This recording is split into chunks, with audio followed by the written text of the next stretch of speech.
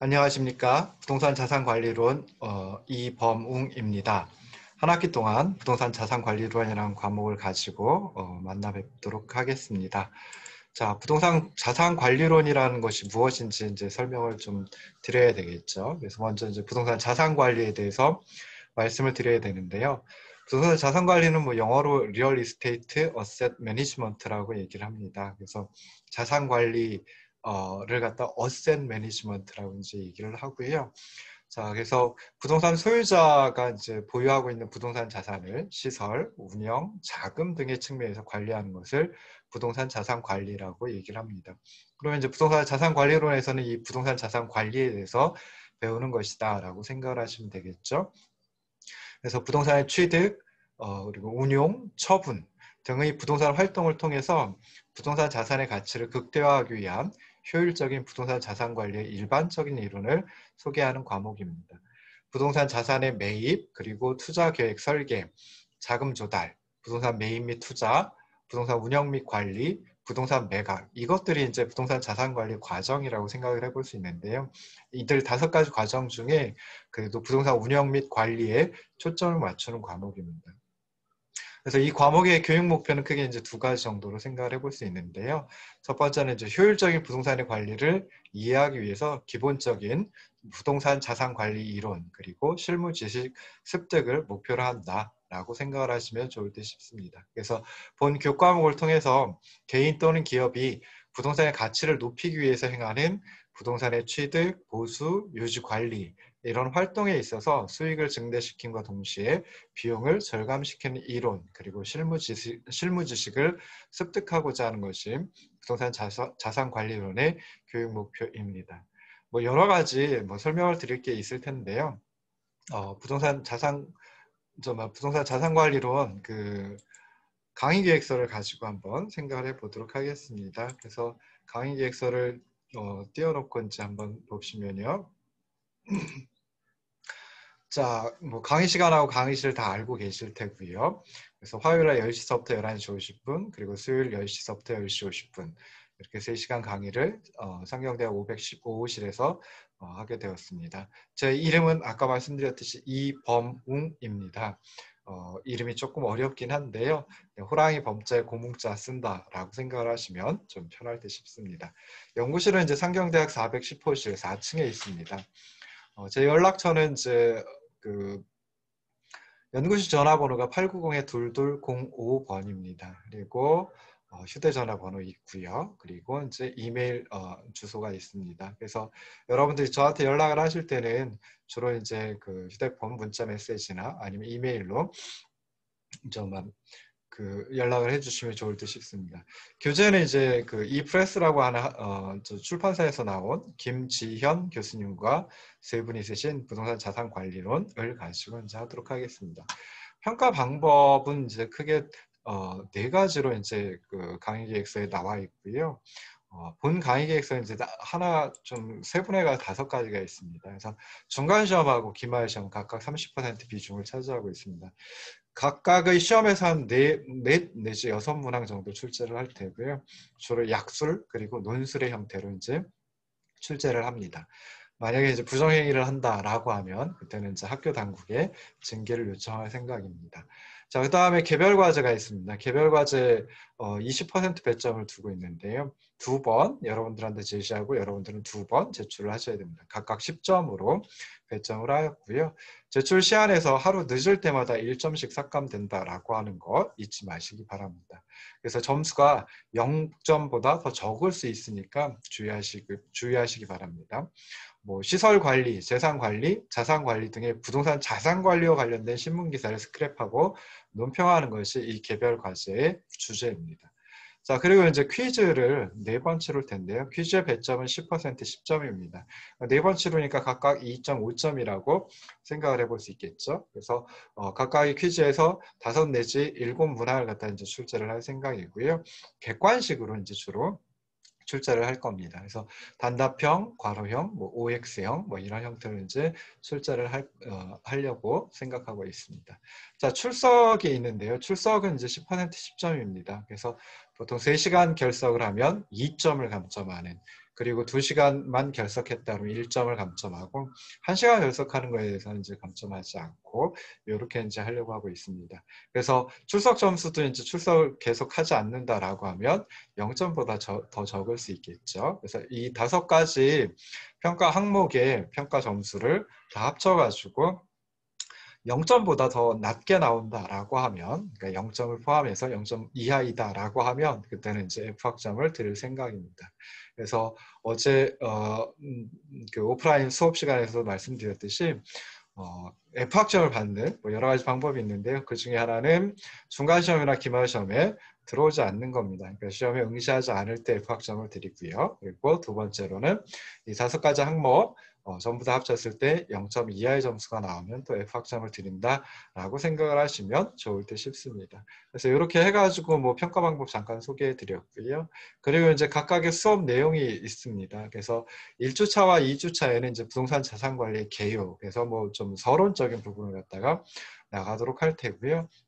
그 다음에 3주차, 4주차, 5주차, 6주차 해가지고 4주에 걸쳐가지고 부동산 자산관리의 운영과 제도에 대해서 살펴보려고 하고 있습니다. 그래서 우리나라의 현황, 그리고 주거용 및 비주거용 부동산 자산관리제도, 그리고 미국, 영국, 일본의 제도, 그리고 관련 금융제도인 뭐 담보대출이나 MBS, 리츠, 그리고 부동산 펀드에 대해서 살펴볼 겁니다. 그리고 7주차서부터 해가지고 11주차까지 네 주에 걸쳐서 부동산 시장과 경제에 대해서 생각을 해보려고 하고 있습니다.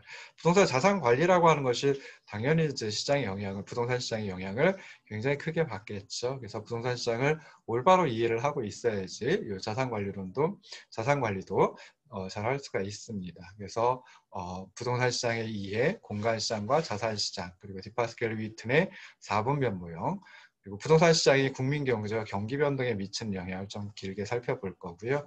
부동산 시장의 중요한 영향을 미치는 게 정부의 개입이죠. 그래서 정부의 개입에 대해서도 살펴보려고 하고 있습니다. 그리고 12주차에는 이제 부동산 자산 관리 계획에 대해서 설명을 드릴 겁니다. 그래서 부동산 자산 관리 계획이 무엇인지, 그리고 단계별로 어떤 계획을 수립을 해야 되는지, 이런 것에 대해서 이제 살펴보려고 하고 있습니다. 마지막 13주차, 14주차 두 주에 걸쳐가지고 부동산 자산 관리 실무에 대해서 살펴보려고 하고 있습니다. 그래서 자산 관리 인력, 조직 운영, 그리고 자산관리자의 선정, 위탁관리계획서, 자산관리 업무, 뭐 이런 것들에 대해서 이제 살펴보려고 하고 있습니다. 그래서 요 옆에 보시면 비고가 있고요. 비고에는 이제 과제와 퀴즈에 대해서, 그리고 휴강일에 대해서 이제 기록을 해놨습니다. 그래서 첫 번째 개별 과제는 한 3주차쯤에 제시를 하고요. 그래서 6주차, 즉 4월 11일까지 첫 번째 개별 과제를 제출하셔야 됩니다. 두 번째 개별 과제는 10주차에 제시를 하고요. 13주차인 5월 30일까지 두 번째 개별 과제를 제출하셔야 됩니다. 퀴즈는 4주차, 그리고 7주차, 11주차, 그리고 마지막 14주차에 이제 퀴즈를 보려고 하고 있습니다. 그래서 아까도 말씀드렸듯이 개별 과제 주제는 그 신문기사 스크랩하고 논평하는 것입니다. 그래서 신문기사 스크랩하는 것은 복사해서 붙여넣기를 하시면 되겠죠. 그리고 조금 다듬으셔야 됩니다. 그냥 놔두면 좀 편집이 좀 이상한 경우가 많이 있거든요. 그래서 조금 다듬으시고, 그리고 이제 그 밑에다 논평, 코멘트를 좀 달아주셔야 됩니다. 한 넷 내지 5줄 정도 이제 논평을 달아주시면 되고요. 그 다음에 퀴즈는 아까 말씀드렸듯이 객관식으로 한 5문항 정도 이제 출제를 하려고 하고 있습니다. 그래서 그거 보시면 될 듯 싶고요. 자, 이제 본격적으로 부동산 자산 관리에 대해서 살펴보려고 하고 있습니다. 그래서 이번 주차에는 이제 서론격인 부동산 자산 관리의 기초에 대해서 살펴보는데요. 첫 번째 내용이 이제 부동산 자산 관리 개요입니다. 그래서 여러분들 도어 시스템에 올려놓은 부동산 자산 관리론 첫 번째 강의안을 가지고 이제 보시면 좋을 듯 싶습니다. 그래서 매번 이 강의안을 갖다가 제시를 해드리는데요. 강의안을 뭐 출력을 해가지고 보셔도 좋고요. 그냥 화면에 띄워놓고 보셔도 좋습니다. 그리고 이 강의안은 교재에 나와 있는 내용을 축약해가지고 정리한 것이다라고 생각을 하시면 좋을 듯 싶어요. 물론 뭐 강의안의 내용에 제가 덧붙인 부분도 있고요. 그다음에 죄송합니다. 교재 내용에 덧붙인 부분도 조금 있고요. 그리고 교재는 있지만 여기서 이제 과감히 버린 그런 부분도 이제 강의안에 나와 있습니다. 그래서 강의안을 출력하셔가지고 보시면 좋을 듯 싶고요. 강의안을 뭐 출력하실 때 강의안 그 글자 크기가 아래 한글로 12포인트로 되어 있습니다. 그래서 조금 여러분들이 보시기에는 크거든요. 저는 이제 좀 잘 보려고 12포인트를 하고 있는데 여러분들 보시기에는 조금 클 수도 있습니다. 그래서 뭐 그걸 갖다가 A4 용지 한 페이지에 두 쪽 인쇄를 해가지고 보신다든지 아니면은 뭐 또 어떤 학생들은 이제 그러니까 A4 용지 반쪽에다 인쇄하고 나머지 반쪽은 뭐 필기를 한다든지 뭐 이런 식으로 이제 하시는 분들도 있더라고요. 그래서 그런 걸 이제 잘 보시면 좋을 듯 싶습니다. 자, 강의안 가지고 이제 볼 텐데요. 자, 첫 번째 강의안 보시면은 부동산 자산 관리론의 체계라고 하는 게 제일 먼저 나와 있습니다. 그래서 이 부동산 자산 관리론의 체계는 뭐 전혀 엉뚱한 건 아니고요. 교재에 목차에 있는 내용을 정리를 해봤습니다. 목차에 있는 내용 그대로 한 것은 아니지만은 교재의 목차와 거의 비슷합니다. 그래서 첫 번째 큰 주제가 부동산 자산 관리 기초죠. 그래서 여기서는 부동산 자산 관리 개요. 그러니까 이게 어떻게 보면 부동산 자산 관리론의 서론격인 그런 부분입니다. 그래서 부동산 자산 관리는 무엇인지, 그리고 형태는 어떤 것인지, 그리고 또 부동산 자산 관리에 있어서 이제 임대료라고 하는 게 굉장히 중요하기 때문에 그 임대료에 대해서 좀 살펴보고자 합니다. 그리고 두 번째 부동산 자산 관리의 운영 현황과 제도에 대해서 살펴보고요. 그래서 자산 관리 현황, 운영 제도, 관련 금융 제도, 그리고 해외 부동산 자산 관리 제도에 대해서 살펴볼 겁니다. 그리고 세 번째 주제가 세 번째 작은 주제가 부동산 시장과 경제이지요. 그래서 부동산 시장을 무엇인지, 그리고 부동산 시장이 국민 경제와 경기 변동에 미치는 영향은 어떤 것들인지, 그리고 부동산 시장에 정부가 개입을 하는데 어떻게 개입을 하고 어떤 효과를 가져오는지 뭐 이런 것들이 이제 설명이 될 것입니다. 그리고 이제 네 번째 작은 주제가 부동산 자산 관리 계획입니다. 부동산 자산 관리 계획의 의미, 목적, 그리고 이제 여러 가지 단계별 부동산 자산 관리 계획에 대해서 살펴볼 예정입니다.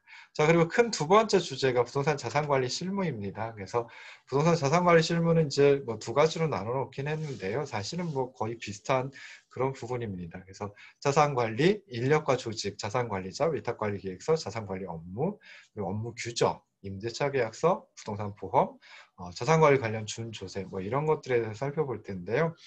이 중에 뭐 나머지 부분들은 사실 다른 과목에서 들을 수 있는 부분입니다. 그래서 주로 이제 자산관리, 인력과 조직, 그리고 자산관리자, 위탁관리계획서, 자산관리 업무와 업무 규정, 뭐 이런 것들까지 이제 진도를 나가려고 하고 있습니다. 자, 그리고 나서 우리가 진도를 나가지는 않을 텐데요. 이제 부동산 자산관리를 분야별로도 살펴볼 수 있습니다. 그래서 뭐 크게 부동산 자산관리가 좀 아파트에서 주로 이제 많이 이루어지지요. 그래서 주거용 부동산 자산 관리, 그리고 이제 기업의 입장에서 부동산 자산 관리라고 하는 것도 중요하니까 그 분야를 또 생각해 보고요. 그다음에 공공 부동산 자산 관리라고 하는 것도 이제 교재에는 나와 있습니다.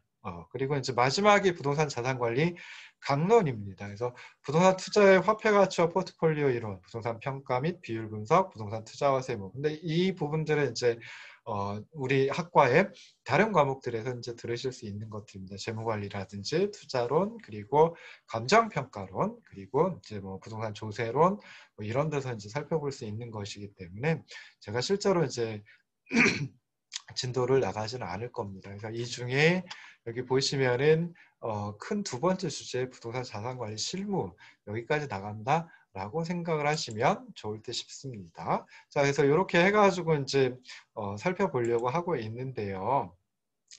자, 다시 한번 이제 부동산 자산관리론이라는 게 무엇인지, 부동산 자산관리라는 게 무엇인지 먼저 설명을 드리면 부동산 소유자의 부동산 자산을 시설, 운영, 자금 등의 측면에서 관리하는 것을 의미한다라고 생각을 해볼 수 있습니다. 자, 그러면 이제 부동산이라는 게 뭔지서부터 좀 진행을 해야 되겠죠. 그래서 부동산이라는 게 무엇인지 이제 살펴보려고 하고 있는데요.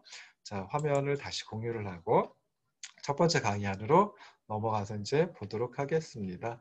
자, 여기서 부동산이라는 게 무엇인지서부터 시작을 해야 되는데, 자, 부동산은 좁은 의미의 부동산 그리고 넓은 의미의 부동산 두 가지로 나누어서 생각을 해볼 수가 있습니다. 그래서 일반적으로 좁은 의미의 부동산의 정의를 많이 활용을 하고 있죠. 그래서 토지와 그 정착물, 뭐 이렇게 이제 간단하게 정의를 할 수가 있습니다. 그래서 정착물이라는 표현 대신에 뭐 부착물, 부속물, 특히 이제 계량물이라고 하는 표현을 많이 쓰기도 하는데요.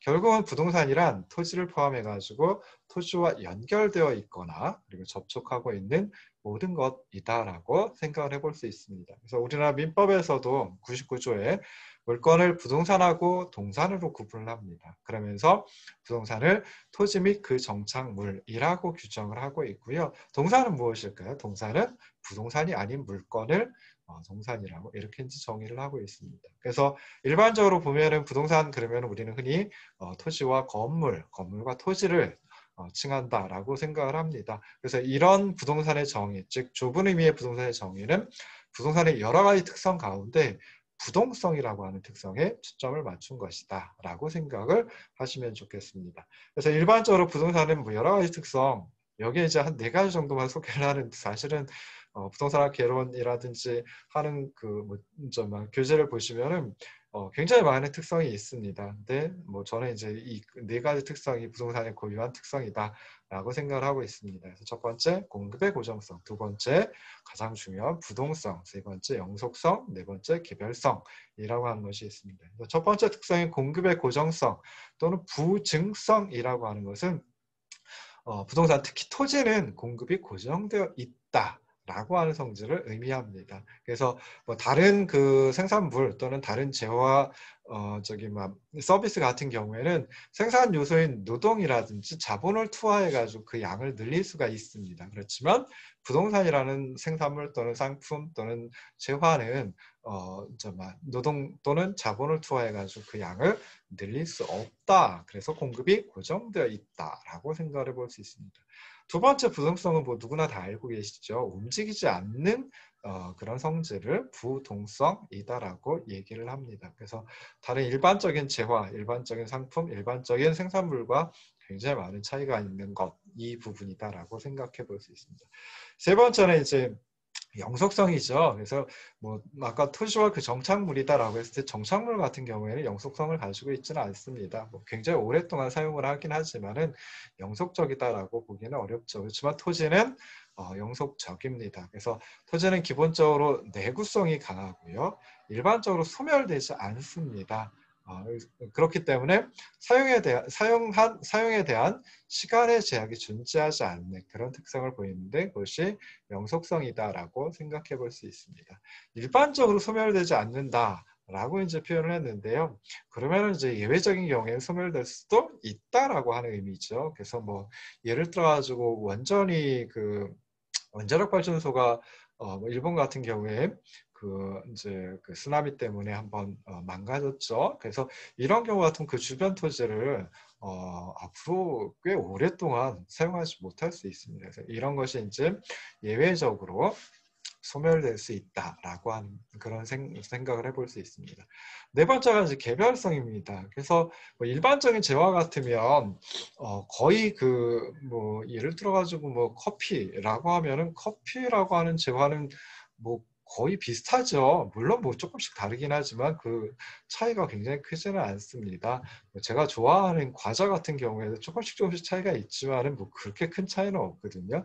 그렇긴 한데 부동산은 다른 부동산 자산들과 각기 다른 개별성이 존재를 합니다. 그래서 이런 특성 때문에 부동산 자산들을 동질적이다라고 보기 어렵죠. 특히나 이제 뭐 다른 건 다 비슷하다라고 해도 위치라고 하는 것, 이것은 부동산 자산들마다 전부 다 다릅니다. 그래서 이런 성질, 즉 이질성을 가지고 있다라고 생각을 해볼 수 있습니다. 자, 그래서 부동산은 뭐 크게 두 가지 역할을 정말 함께 수행을 하고요. 그러다 보니까 부동산 시장을 또 두 가지 시장으로 구분을 하기도 합니다. 그래서 부동산은 공간으로서의 역할 그리고 자산으로서의 역할을 함께 수행을 한다라고 생각을 해볼 수 있습니다. 그래서 부동산은 이제 상품을 생산하기 위해서 다른 상품을 생산하기 위해서 필수적인 생산 요소로 활용이 되죠. 이용이 되죠. 투하가 됩니다. 그래서 그런 점에서 이제 공간으로서의 역할을 가지고 있다라고 생각을 해볼 수 있고요. 이런 공간으로서의 역할을 가진 부동산이 거래되는 시장을 부동산 공간 시장이다. 이렇게 이제 생각을 해볼 수 있습니다. 자, 두 번째로 이제 자산으로서의 역할을 가지고 있죠. 그래서 부동산을 보유함으로써 시세 차익, 그러니까 매매 차익을 얻을 수 있다라고 하는 점에서 이제 자산으로서의 역할을 가지고 있고요. 이렇게 이제 자산으로서의 역할을 가지고 있는 부동산을 대상으로 하는 시장을 부동산 자산 시장이다라고 생각을 해볼 수 있습니다. 그래서 그냥 쉽게 생각하실 때 부동산 자산 시장 또는 자산으로서의 역할이라는 게 무엇이냐라고 하는 건 그냥 부동산 매매, 거래를 가지고 생각을 해보시면 되고요. 부동산 공간 시장, 공간으로서의 역할은 이제 부동산 임대, 와 관련해 가지고 생각을 해보시면 좋을 듯 싶습니다. 자, 그럼 아까 그 협의의 부동산 토지와 그 정착물이라고 이제 표현을 했는데요. 그 협의의 부동산이 준 부동산을 합쳐가지고 이제 광의의 부동산 뭐 이렇게 이제 정의를 하기도 합니다. 그럼 준 부동산이 무엇이냐라고 하는 것만 알면 되겠죠. 준 부동산은 의제 부동산이라고 얘기를 하기도 합니다. 그래서 의제라고 하는 것은 그것이 아닌데 그럼에도 불구하고 그것이라고 이제 하는 것을 의제한다. 뭐 이렇게 이제 표현을 합니다. 그래서 부동산 엄밀히 얘기하면 부동산은 아니지만 부동산에 가깝다. 부동산을 취급하자라고 하는 것을 이제 준부동산 또는 의제 부동산이라고 하는데요. 자, 특정 부동산 또는 동산과 부동산의 집합물을 준부동산이다라고 얘기를 합니다. 그래서 공장재단, 광업재단, 선박, 임목, 그리고 항공기, 자동차, 중기, 어업권 뭐 이런 것들이 있습니다. 그래서 토지 및 건물은 아니지만 등기, 등록 등의 공시 방법을 갖춤으로써 부동산에 준하여 취급하는 특정의 동산 또는 동산과 일체로 된 부동산의 집단을 준부동산이다라고 생각을 하시면 좋을 듯 싶습니다. 자, 그럼 이제 부동산 자산 관리에 대해서 생각을 해보면 되겠죠. 부동산이라는 걸 생각을 해봤으니까. 그래서 부동산 자산 관리란 무엇이냐라고 했을 때 부동산 소유자가 보유하고 있는 부동산 자산을 시설, 운영, 자금 등의 측면에서 관리하는 것을 부동산 자산 관리라 한다라고 생각을 하시면 좋을 듯 싶습니다. 이 부동산 자산 관리를 업으로 하는 사람 또는 전문적으로 하는 사람을 부동산 자산 관리자라고 부르면 되겠죠. 그래서 부동산 자산의 운영 및 관리에 관련된 각 분야의 서비스를 부동산 소유자에게 제공하고 이에 대한 보수를 얻는 사람 또는 기업을 부동산 자산 관리자이다라고 생각을 하시면 좋을 듯 싶습니다. 자, 부동산 자산 관리라는 거 어떤 목표를 가지고 있을까? 왜 필요할까? 이런 것도 이제 생각을 해볼 수 있겠죠. 그래서 부동산 자산 관리의 목표, 좁게 보면, 그러니까 좁은 의미로 보면 부동산 자산 관리의 목표는 부동산의 운영이나 관리 등에 소요되는 비용을 최소화하는 것이다 라고 이제 생각을 해볼 수 있습니다. 그래서 건물을 유지, 보수하거나 또는 쾌적한 환경을 조성하기 위해 소요되는 비용이 있는데요. 그 비용을 최소화 또는 극소화시키는 것이 부동산 자산 관리의 목표이다. 이렇게 이제 좁은 의미로 생각을 해볼 수 있고, 뒤에 보시면 이제 부동산 자산 관리, 시설 관리, 그리고 재산 관리, 자산 관리 이렇게 나누어 보는데요. 그 중에 이제 시설 관리의 목적, 그게 이제 요 좁은 의미의 자산 관리의 목표이다라고 생각을 하시면 좋을 듯 싶습니다. 근데 조금 더 넓게 보면, 넓은 의미에 있어서 부동산 자산 관리의 목표는 무엇이냐라고 했을 때, 부동산을 종합적으로 관리를 해서 비용뿐만 아니라 수익도 살펴봐야 되겠죠. 그리고 다른 자산 간의 관계도 이제 살펴봐야 됩니다. 그래서 이런 식으로 부동산을 종합적으로 관리해서 부동산 자산의 가치를 극대화시키고 또 수익성을 극대화하는 것. 이것이 이제 부동산 자산 관리, 어셋 매니지먼트의 목표이다라고 생각을 해볼 수 있습니다. 그래서 부동산 자산 관리는 시설 관리 등을 통해 가지고 수익성을 개선할 수 있습니다. 그러고 나서 이제 또 부동산 자산의 가치를 극대화하려고 하는 여기까지가 바로 부동산 자산 관리의 목표이다라고 생각을 하시면 좋을 듯 싶습니다. 자, 그럼 부동산 자산 관리 왜 필요할까라고 하는 걸 이제 짧게 생각을 해볼 수 있는데요. 자, 부동산을 통해 가지고 수익 또는 소득을 얻을 수 있는 방법은 크게 두 가지 생각을 해볼 수 있습니다. 있습니다. 그래서 부동산 자산 가격의 상승을 이용해 가지고 시세 차익, 이걸 이제 다른 말로 양도소득, 그 이론적으로는 이제 자본이득이라고 표현을 합니다. 그래서 이 시세 차익을 획득하는 방법, 이게 큰 중요한 첫 번째 방법이죠. 이 방법 말고도 최근에 이제 많이 이용되고 있는 게 두 번째 방법입니다. 그래서 정기적인 수익을 얻는 방법, 그러니까 부동산을 임대를 하고 그 임대소득을 정기적으로 얻는 방법, 이것이 이제 최근에 굉장히 다양하게 활용되고 있고 증가하고 있다라고 생각을 해볼 수 있습니다. 그래서 정기적인 수익을 얻는 방법, 이건 뭐 대표적으로 뭐 주택을 임대한다든지 뭐 상가를 임대한다든지 뭐 이런 것들을 생각해 볼 수 있겠죠. 자, 그래서 아직까지는 첫 번째 방법, 즉 매매 차익을 통해 가지고 수익을 형성하는 방법이 가장 더 큰 비중을 차지하고 있습니다. 그렇긴 하지만 수익형 부동산을 개발한다든지 운영 기법을 좀 다양화한다든지 해가지고 이런 식으로 이제 발전하고, 그래가지고 두 번째 방법, 정기적인 수익을 얻는 방법이 많은 관심을 가지고 있고요. 특히나 이제 최근 들어가지고 부동산 자산의 가격 변동성이 커지고 있고요. 그다음에 금리가 낮은 추세를 보이고 있으며 인구 구성이 변화를 하고 있습니다. 그래서 이렇기 때문에 이 세 가지 요인 때문에 이 정기적인 수익을 얻는 방법, 이것이 이제 좀 더 각광을 받고 있다라고 생각을 해볼 수 있습니다. 그래서 부동산 자산의 가격 변동성이라고 하는 것은 이제 뭐 가격이 상승하는 거, 그리고 또 하락하는 것까지도 생각을 해볼 수 있겠죠. 뭐 아직까지는 부동산 자산의 가격이 하락한 적이 있느냐, 우리나라에서? 예, 있습니다. IMF 구제금융 위기 때 굉장히 크게 거의 한 30에서 50%까지 자산 가격이 하락했던 적이 있거든요. 그래서 뭐 그런 그 가격의 하락이라고 하는 것도 생각해 볼 수 있고요. 상승과 하락이 뭐 규칙적으로 이루어지냐, 뭐 그런 것도 아니죠. 그래서 가격 변동성이 좀 커지고 있습니다. 그러다 보니까 좀 정기적인 수익을 얻는 게 사람들이 많이 찾고 있다라고 생각해 볼 수 있고요. 저금리 기조도 계속 유지가 되고 있죠. 그러다 보니까 금융 투자보다는 부동산과 같은 실물 투자에 좀 더 많은 관심을 갖게 됩니다. 그리고 세 번째가 이제 인구 구성의 변화인데요. 최근 들어가지고 이제 최근도 아니죠. 벌써 한 1, 20년 됐죠. 그래서 1, 2인 가구가 굉장히 크게 확대되고 있습니다. 그리고 저출산 고령화라고 하는 것도 굉장히 심화되고 있죠. 그러다 보니까 가구 수가 이제 확대가 되고요. 가구 수가 확대가 되는데 이 모든 가구가 주거용 부동산을 매입해가지고 거주를 할 수는 없을 테고요. 그러다 보니까 이제 임대에 대한, 부동산 임대에 대한, 주택 임대에 대한 그런 수요가 굉장히 커지고 있다라고 생각해 볼 수 있습니다. 그래서 이렇게 좀 안정적인 수익형 부동산에 투자를 해가지고 정기적인 수익을 얻는 방법이 좀 증가하고 있다라고 생각해 볼 수 있습니다. 그리고 또 부동산 자산 관리와 관련된 기법들이 점점 더 전문화되고 있고요. 그리고 부동산 자산 관리 서비스를 전문적으로 다루는 그런 기업들이 점차 증가하고 있습니다. 그래서 뭐 이런 것들로 인해 가지고 이제 부동산 자산 관리가 많이 필요하구나라고 생각을 해볼 수 있고요. 그럼 이런 부동산 자산 관리 회사는 뭐 어떤 식으로 이제 발전을 해왔는지, 뭐 그냥 짤막하게 생각해 보면 외국의 부동산 자산 관리 회사들은 이제 좀 오래전서부터 거의 한 100년, 120년 전 뭐 이 정도, 그러니까 1900년대 초반서부터 이제 타인의 부동산을 전문적으로 위탁 관리하고 있는 추세를 보였습니다.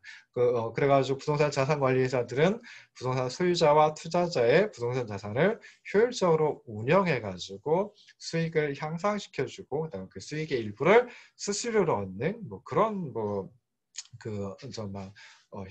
행태를 보이고 있겠죠. 뒤에서 좀 더 깊게 생각을 해보겠지만 부동산 자산 관리는 시설 관리, 재산 관리, 자산 관리의 세 분야로 이제 구성이 되어 있습니다.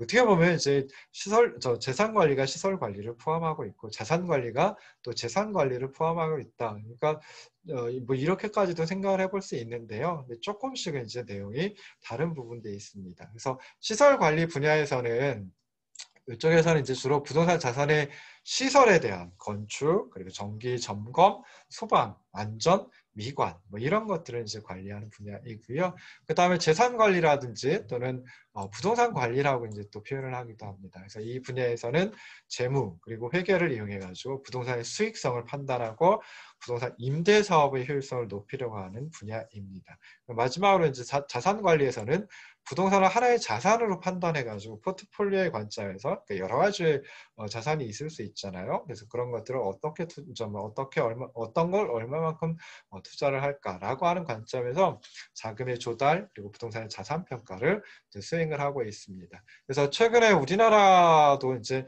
외국의 자산 관리 회사처럼 전문적으로 분야를 나누어 가지고 이제 부동산 자산을 관리하고 있는 추세입니다. 그렇긴 하지만 외국에서는 이제 주로 이제 자산 관리자가 기업이 되는 경우가 많은데요.